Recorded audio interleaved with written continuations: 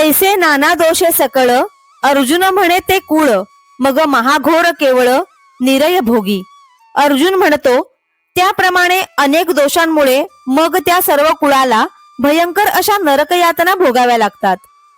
पडिलिया तिये ठाई, मग कल्पांतीही उकलू नाही, येसणे पतन कुळक्षयी, अर्जुन म्हणे. अर्जुन पुढे म्हणाला, एकदा त्या नरकयातना भोगाव्या लागल्यानंतर कल्पांत देखील त्यांची सुटका होत नाही, इतके या कुलक्षयापासून पतन होते.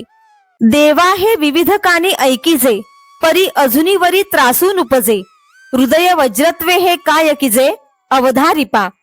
हे देवा, नाना प्रकारची बोलणी कानांनी ऐकतोस, पण अजूनपर्यंत तुला काही त्रास होत नाही. तू आपले हृदय वज्रासारखे कठोर केले आहेस काय?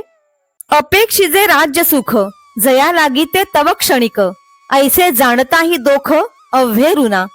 ज्या शरीराकरता राज्य सुखाची इच्छा करायची ते शरीर तर क्षणभंगूर आहे असे कळत असतानाही अशा या घडणाऱ्या महापातकाचा त्याग करू नये काय?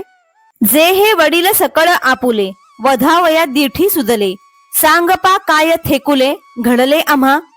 हे जे समोर सर्व वाड वडील जमले आहेत त्यांचा वध करावा या दृष्टीने त्यांच्याकडे पाहिले तरी सुद्धा थोडे पाप घडले काय, हे तूच सांगावे.